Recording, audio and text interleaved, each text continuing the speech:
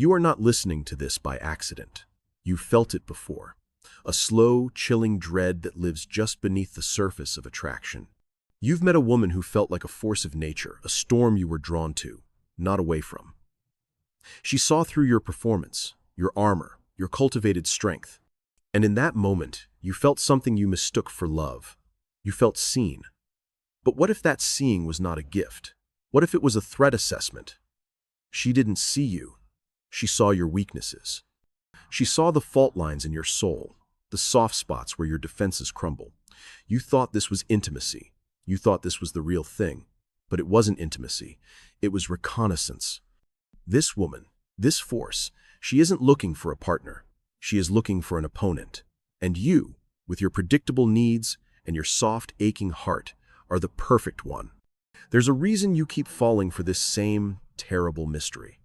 A reason she keeps appearing. And it's not because you are meant to save her, or she is meant to complete you. This is the part no one tells you about. The part where you finally realize what she's been doing all along. She's been testing you, but not to see if you're worthy. She tests you to destroy you. And your deepest, most honest desire is for her to succeed. Your entire life, you've been chasing a ghost. A specific kind of ghost. It wears the face of a woman, but its true form is a wound you inherited long before she ever appeared.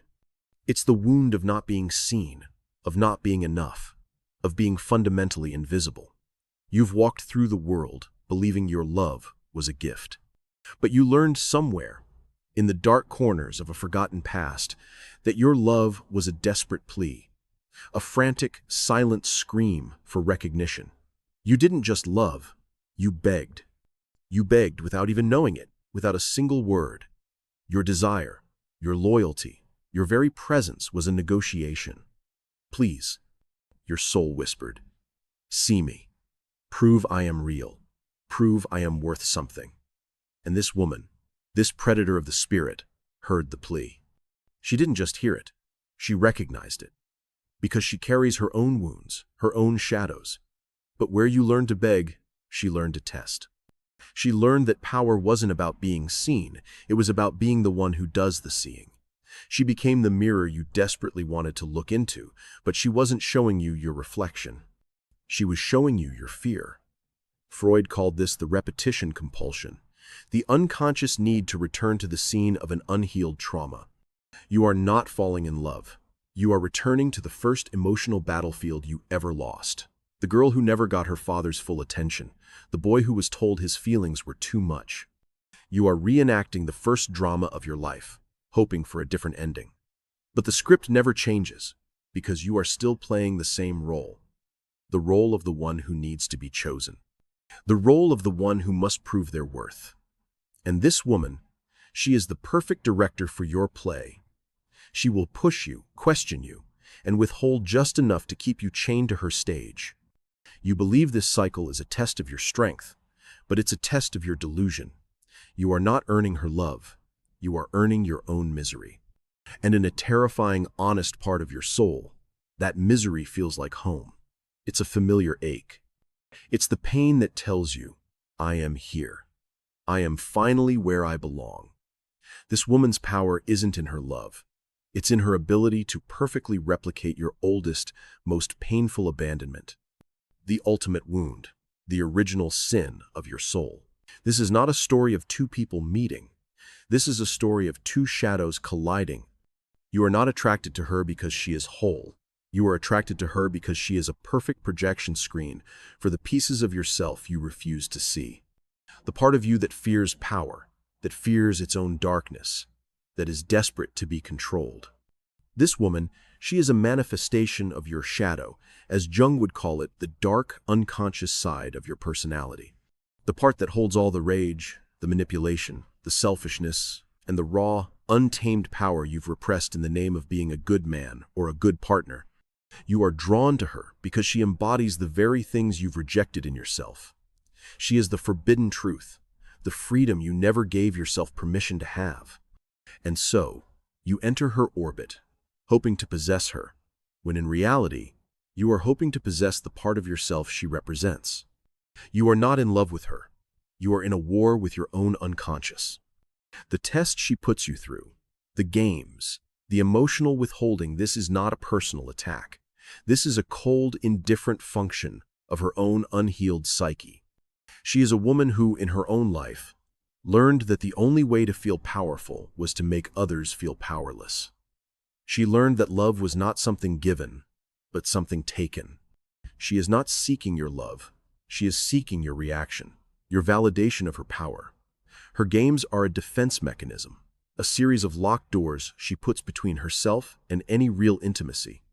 And you, with your repetition compulsion, see these locked doors not as warnings, but as a challenge you are psychologically programmed to accept. You have become the one who chases the key, the one who begs to be let in, the one who proves his worth by enduring her punishments. You have fallen into a trap laid not by her, but by your own abyss, as Pascal would describe it. The eternal silence of these infinite spaces frightens me. This is the silence she offers you, the terrifying quiet between her words, the space where you confront the fact that your entire life has been built on an illusion, the illusion that someone else can fill the void inside you. Modern life, with its hyper-curated social media and its endless digital approval loops, has only made this worse. We are all performing for an audience that doesn't exist, seeking validation from a phantom. You project your need to be seen onto this woman, and she, in turn, projects her need to control onto you. This isn't a relationship. It's a feedback loop of unhealed trauma. Her tests are not about your strength. They are about her fear. And your desperate attempts to pass them are not about love. They are about your fear. This is the origin of the wound. The moment you agreed to fight her battles because you were too afraid to fight your own. Look at yourself. Right now, you are standing at a crossroads, but you're pretending it's a crossroads of her making. It's not. It's a crossroads inside you. One path leads back to the familiar, comforting pain of her tests. The other path leads to a terrifying, liberating silence. You have to choose. Would you rather stay wounded if it means staying loved, even if that love is a mirage, a cruel trick of the light? Would you rather have her cold, conditional attention than the blinding, overwhelming truth of your own solitude? This is the core of the war. The part of you that clings to her is the same part of you that is terrified of being alone. It's the child in you who would rather be punished than be ignored. The part of you that drowns in honey, believing the sweetness is worth the suffocation. But there is another voice, a small, furious ember in the cold ash of your soul. It's the voice of your buried power. It whispers, "This isn't love. This is a jail cell with a beautiful warden."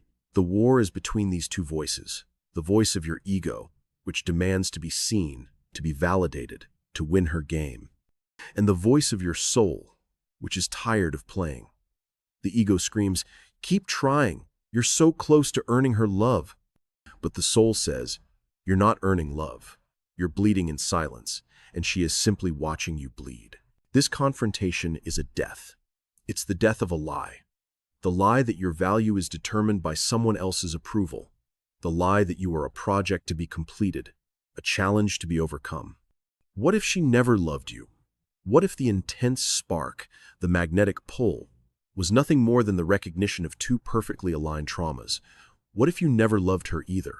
What if what you called love was simply the agonizing, beautiful relief of finally finding someone who made your childhood wound feel familiar?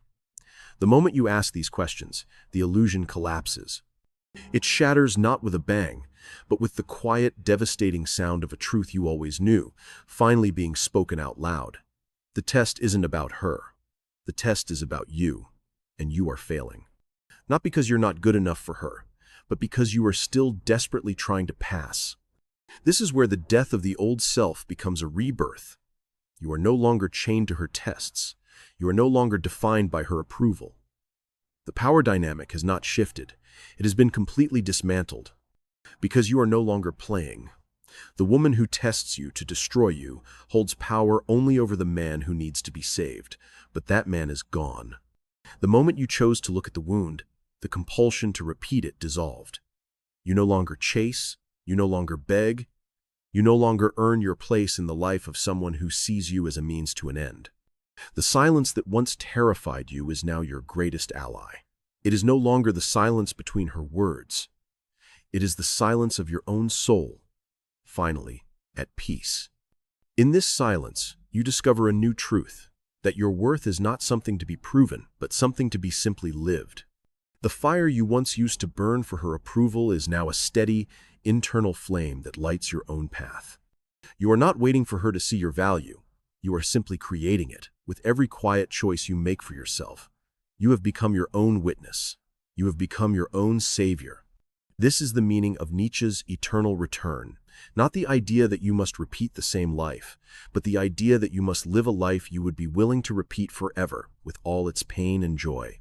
And the life you were living, the life of a man perpetually seeking validation from a woman who would never give it, is a life you would not choose to repeat, not anymore. This newfound detachment is not a form of apathy. It is the highest form of self-possession. You are no longer a character in her story. You are the author of your own. Your past is not a prison. It is a foundation. The wounds are not a weakness. They are a compass. The terrifying truth is that you never needed her to be whole. You were always whole. You just needed to be brave enough to confront the illusion that you were not. This is not the end of a love story. It is the beginning of your own, the first act of a life you choose to live on your own terms. This is the end of the test. The test was never a question of whether you were worthy of her love. It was a question of whether you were worthy of your own. And in this moment, in this silent space where her absence is not a void but a victory, you have your answer. You are not a project to be completed. You are not a puzzle to be solved. You are not a story waiting for someone else to write the ending. You are the ending and the beginning. The woman who tests you to destroy you could only ever reveal one thing: the parts of you that were already waiting to be destroyed. She was a match, not a fire. You were the wood, the kindling, and the oxygen.